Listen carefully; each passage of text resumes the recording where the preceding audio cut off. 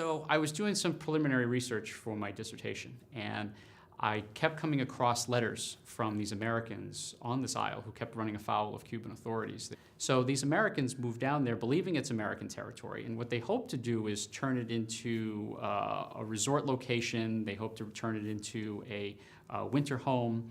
They hope to turn it into an area of businesses. A lot of them moved down there to try to grow citrus for export back to the United States. So they think that this is the next frontier of American territory. So in March 1904, the United States and Cuba signed a new treaty, the Hay-Quesada Treaty. Cuba administers the isle as if it were sovereign Cuban territory. Americans are still allowed to live there. And what they do is they hope that they can somehow convince the U.S. Senate someday to reject the treaty. So these Americans who live down there, they try to Americanize the isle, they try to start their businesses, they start up a number of institutions, they start churches, social clubs, schools, newspapers, and so forth to try to really Americanize the place. So there is, to some extent, Cubans do want Americans in the country. Cubans are only too happy to be able to sell land in vast quantities to Americans to make money.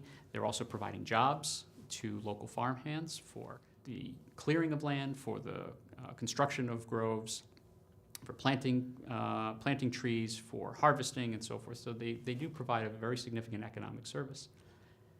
But where Cubans seem to draw the line is at annexation.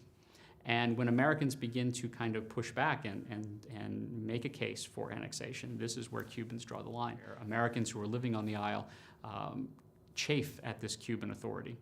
Because these Americans come in believing that the United States, that this island was or would soon become formal U.S. territory. But meanwhile, Cubans believe that, no, this is part of Cuban territory. And so this is where the tension comes in. And the tension is really what underlies, I think, the first quarter century or so of the American involvement on the isle.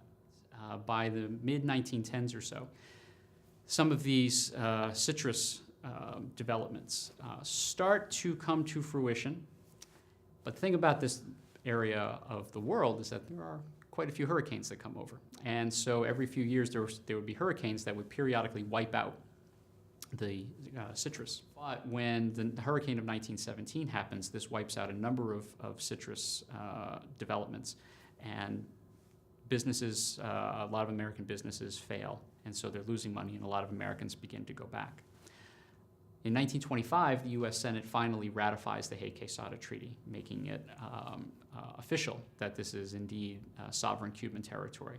So the dream that a lot of these annexationists had held for so long, that the United States would somehow, someday, lay claim to this island, that dream is gone. This is followed in 1926 by yet another, even more devastating hurricane. So that you get, by the end of the 1920s, only a few hundred Americans are left on this isle. And then there's a revival in the 1950s. There is another group of Americans that begins to come in as tourists, as missionaries, as teachers at the American Central School.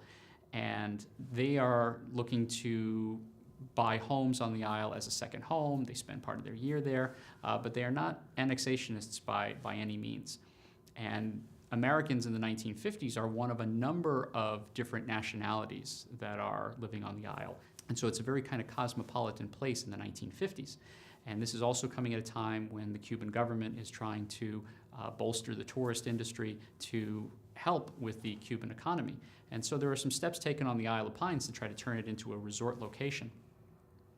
And this seems to be what's taking place in the 1950s, right up until 1959 with the Cuban Revolution, and then at that point everything changes.